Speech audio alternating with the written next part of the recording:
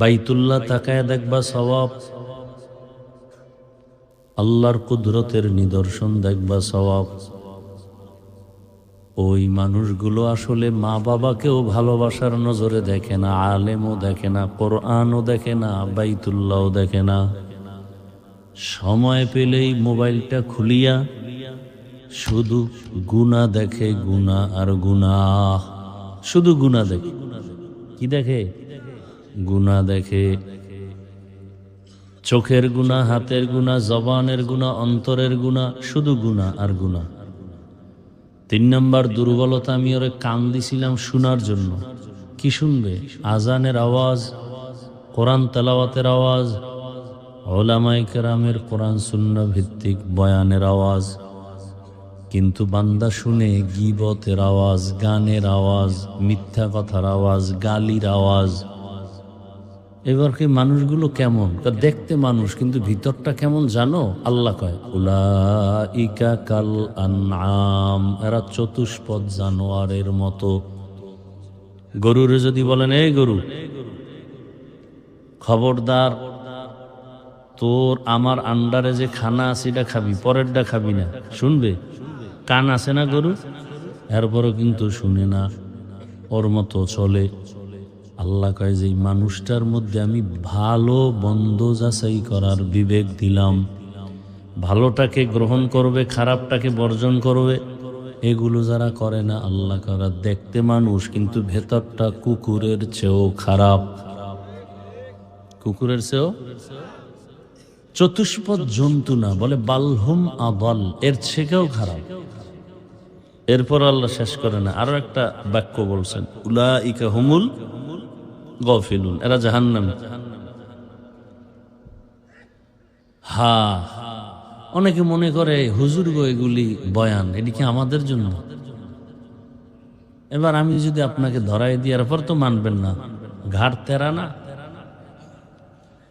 আপনাদের লাইনে একটা যুবক ছেলে, এই যুবকেরা ভুলে গেছো, মাত্র কয়েক সপ্তাহ হইল তোমাদের লাইনের যুবকটা রক্তের ফোঁটা জমিনে ফালাইয়া গোটা দুনিয়াটাকে আলোড়ন তৈরি করে চলে গেল।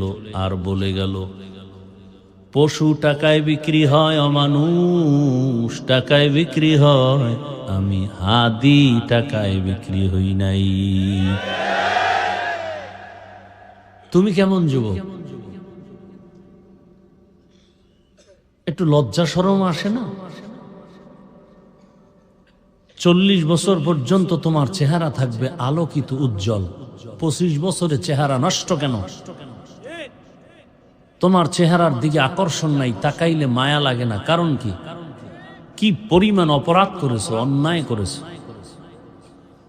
1500 বছর আগে রঈসুল মুফাসসিরিন আব্দুল্লাহ ইবনে আব্বাস রাদিয়াল্লাহু তাআলা আনহু বলেছেন, মানুষ গুনাহ করতে করতে যখন সীমা লঙ্ঘন করবে, তখন তার উপরে নগদ শাস্তি আসবে 5টা।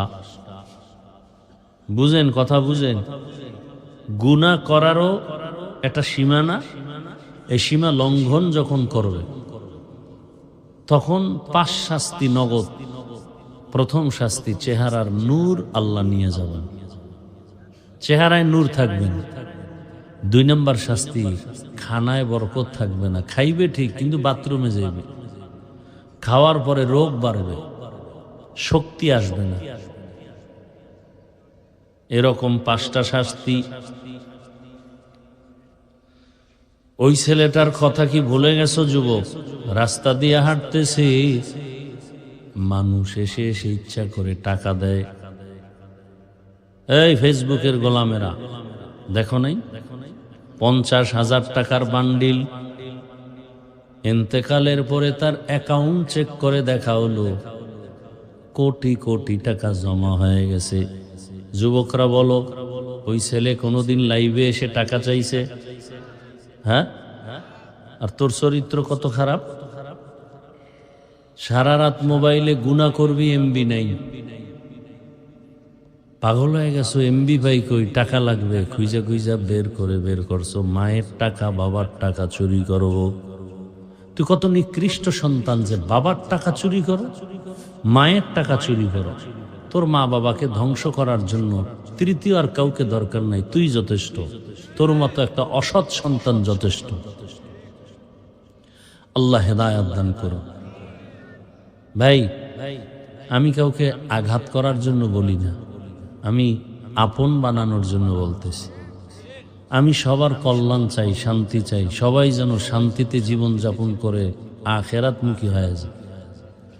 তার মানে আপনাকে বড় হুজুর পাগড়িওয়ালা হতে হবে, আমি কিন্তু এটা বলি না একবারও। আমি কওমি মাদ্রাসার সন্তান, একবারও বলি নাই তুমি স্কুল বাদ দিয়া কওমি মাদ্রাসায় যাও। আমি তাবলিগের লাইনের সন্তান, একবারও বলি নাই তাবলিগে যাও। আমি পীরের মুরিদ, কিন্তু একবারও বলি নাই তুমি পীরের কাছে যাও। আমি শুধু পীরের মুরিদ না, বরং সারা বাংলাদেশে চ্যালেঞ্জ দিয়া দিছি, যারা বলে আমরা পীর মুরিদি ওলিয়া উলিয়া মানি না, ওরা কোরআন মানে না, বুখারী মানে না, ওরা ভণ্ড। ওদের যারা ভণ্ড বলে না তারাও ভণ্ড, চ্যালেঞ্জ দেওয়া। যারা বলে আমরা পীর মুরিদি ওলিয়া উলিয়া মানি না, এরা কোরআন মানে না, বুখারী শরীফ মানে না, এরা বাতেল। এদেরকে যারা বাতেল বলে না তারাও বাতেল। কিন্তু আমি এখানে একবারও বলছি পীরের কাছে যাও না। ওই লাইনে বয়ান করার আমাদের ওলামায়ে কেরাম যথেষ্ট আছে, আলহামদুলিল্লাহ। শুধু তাই না, আমার দেশে মাওলানা মুফতি মুহাদ্দিসের অভাব নাই। আমার দেশে অভাব যেটা, আমি ওই দিকটাকে একটু হাইলাইট করে বয়ান করি। আমার দেশে আদর্শবান ডাক্তারের বড় অভাব, আদর্শবান ইঞ্জিনিয়ারের অভাব, আদর্শবান প্রফেসরের অভাব, আদর্শবান ওসি ডিসি এসপি সাহেবদের বড় অভাব। আজ যদি আমার বাংলাদেশের প্রত্যেকটা থানা জেলার ওসি ডিসি এসপি যদি 5 ওয়াক্ত নামাজি হইতো, আল্লাহর ভয় থাকতো, কোনোদিন ময়দানে ময়দানে গ্রামে গ্রামে কোরআনের বয়ান চলতো, কোনো সুদখোরের পেছনে অনুমতি নেওয়ার প্রয়োজন হতো না। কি ওয়াজ হবে, কোরআনের বয়ান হবে, মানুষকে ভালো বানানোর বয়ান। এখানে অনুমতি কি? কিসের অনুমতি? দুনিয়ার সব আকাম চলে, কোরআনের বয়ান চললে অনুমতি। এই সব দোষ আপনাদের, সব আপনাদের দোষ। আঙ্গুলটা নিজের দিকে দেন। ওই ভোটের আগে যদি বিক্রি না হইতেন, তাহলে বুক ফুলায় কথা বলতে পারতেন। চোরের মতো থাকেন, নেতার বিরুদ্ধে কিছু বলতে পারেন না।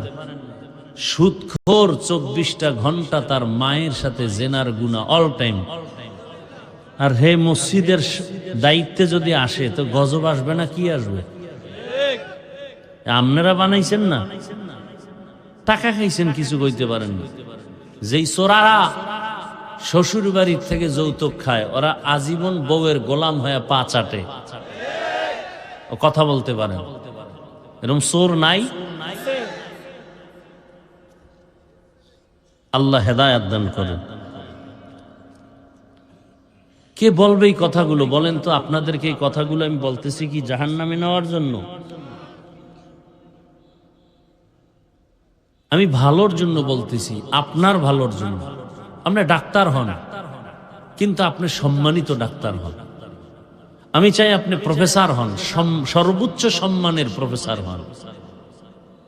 গোটা দুনিয়ার মানুষ ওই লোকটাকে কে চেনে না? ডাক্তার জাকির নাই কি? টাকার গরম, ক্ষমতার গরম।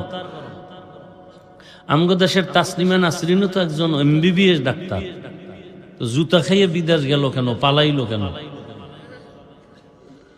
শুধু ডাক্তার না, তাসলিমা নাসরিন কোরআনের তাফসির পড়ে, ব্যাখ্যা করে, আর আল্লাহর ভুল ধরে। তো জাকির নায়েক সাহেবও ডাক্তার, তাসলিমাও। জাকির নায়েকের জন্য গোটা দুনিয়া পাগল কেন? টাকার গরমে না, ক্ষমতার পাওয়ারে না, একমাত্র সুন্দর চরিত্র, নৈতিক আদর্শের কারণে। জীবনের চরিত্র এক অমূল্য সম্পদ। আমি আজ চ্যালেঞ্জ দিয়া যাব যুবকদেরকে, তুমি যুবক চরিত্র ঠিক রেখে ডাক্তার হও। ইঞ্জিনিয়ার হও। আমাদের লাইনে তো লোক আছে, ওই লাইনে লোক দরকার। কে? পাঁচ ওয়াক্ত নামাজি দরকার, দাড়িওয়ালা দরকার, দাড়ি টুপিওয়ালা দরকার। দাড়ি টুপি কি কোনো হিসাবের নিয়ম না রসুলের আদর্শ? আপনি রসুলের কেমন উম্মত যে আপনাকে দাড়ির জন্য আলাদা বয়ান দিতে হচ্ছে? আপনি কেমন রসুলের মোহাব্বতের উম্মত যে টুপির জন্য আপনাকে আলাদা বয়ান দিতে হয়?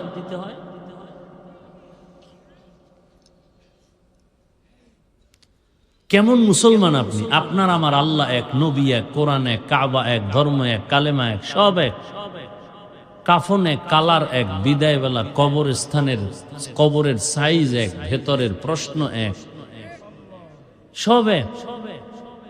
অথচ আমি টুপি খুলতে চাই না, লজ্জা। আর আপনি কেমন, কি বলবো, আপনি কেমন মুসলমান যে আপনি টুপি দিতে চান না, লজ্জা লাগে? মানে কেমন মুসলমান?